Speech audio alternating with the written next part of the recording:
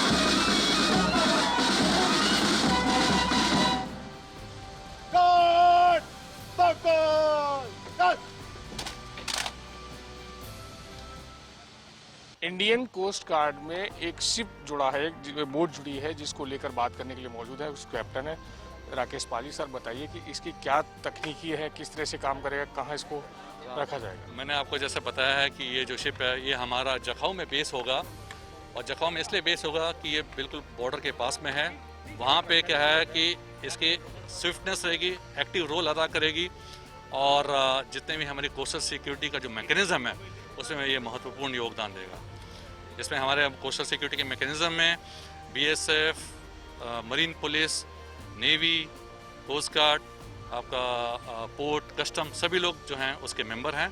और coastal security exercise साल में 2 बार होती है, जो कि चीफ सेक्रेटरी के ओवरऑल सुपरविजन में होती है। और ये वेसल आने से, जखाऊ में बेस होने से, इसका जो है बहुत महत्वपूर्ण रोल है।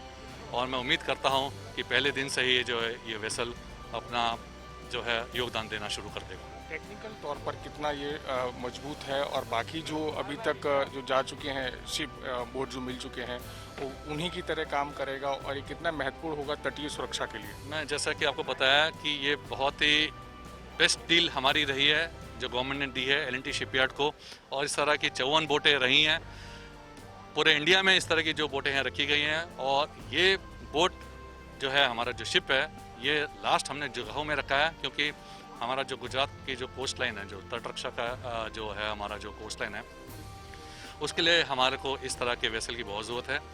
इसकी स्पीड बहुत अच्छी है, ये कहीं भी किसी भी दिशा में कितनी भी दूरी पे ये जा सकता है। इसकी स्पीड जो है करीब 70 से 80 किलोमीटर प्रति घंटा है, और इंटरडिक्शन रोल में ये बहुत ही महत्वपूर्ण योगदान देगा।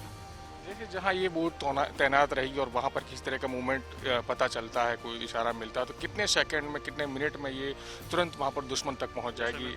जैसा मैंने आपको बताया है कि ये इसको करीब 15 से 20 मिनट चाहिए केवल इसको स्टार्ट करने में, और 20 से 25 मिनट के अंदर ये बिल्कुल अपने बंदरगाह से निकल जाएगा कहीं भी एक्शन लेने के लिए।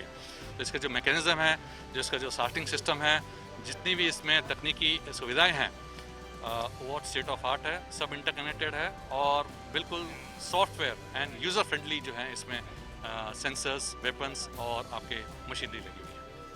इसे जैसे आप बता रहे हैं कच्छ में रखा जाएगा, तो वहाँ से पाकिस्तानी बॉर्डर है, तो वहाँ से किस तरह की गतिविधियाँ भूतकाल में पकड़ी गई हैं, और किस तरह से ये कारगर साबित होगी? जैसा मैंने आपको बताया, पिछले 3.5 साल में गुजरात में हमने कोस्ट गार्ड ने मतलब एक हमने बहुत बड़ा ट्रक का कैश पकड़ा था, करीब 1550 किलो 2017 में, वो करीब 5.5 से 6 हज़ार करोड़ का था, और उसके बाद भी हमने करीब 3-4 और ड्रग्स के कैच किए हैं। तो ये बोट आने से क्या होगा कि हमारी जो है क्षमता और बढ़ जाएगी, और जो हमारा जो इंटेलिजेंस नेटवर्क है बाकी और एजेंसीज के साथ मिलके हम लोग सब एक कोऑर्डिनेटेड वे में काम करते हैं, और इंड आने से और रैंडम चेकिंग से भी जो है हम लोग को जो है बहुत सफलता मिली है। पाकिस्तानी खास करके जो क्षेत्र पड़ता है कच्छ से जुड़ा हुआ है, तो वहाँ पाकिस्तान के लिए क्या संदेशा है इस बोट के जरिए कि किस तरह से भारतीय तटरक्षक जो दल है वो काम करेगा? मैं आपको पहले ही बता चुका हूँ कि हमारे गुजरात कोस्ट बहुत सेंसिटिव है।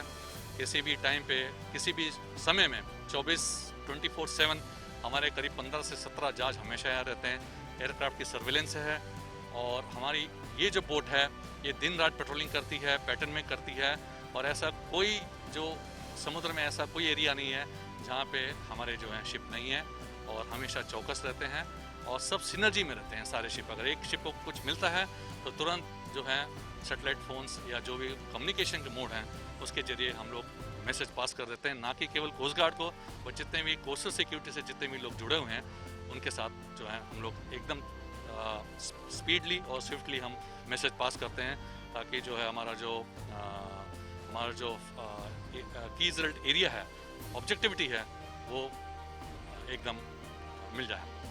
सर, आखिरी में आपका परिचय जानना चाहूँगा, और ये जानना चाहूँगा कि ये 54वां यहाँ से जो बोट है वो इंडियन कोस्ट गार्ड को मिला है, तो अब आगे की क्या यहाँ से सूरत से मिलते रहेंगे, क्या कहेंगे?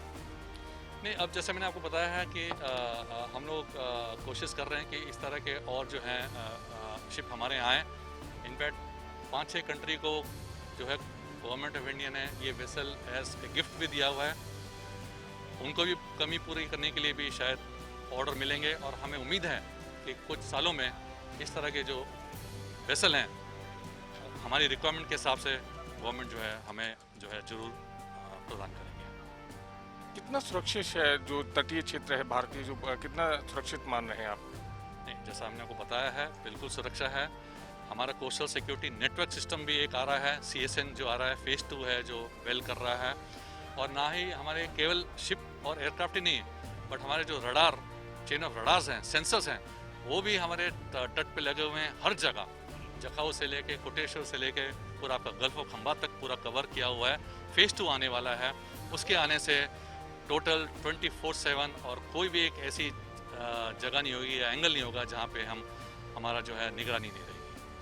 बिल्कुल, ये थे इंडियन कोस्ट गार्ड के राकेश पाल, जिनका साफ तौर पे कहना है कि समुद्री जो सुरक्षा है वो पूरी तरह से मजबूत है, और ये जो आज बोट इनको मिला है ये भी सुरक्षा में और महत्वपूर्ण योगदान साबित करेगी। कैमरामैन साहिब जगताप के साथ संजय सिंह राठौड़, गुजरात तक।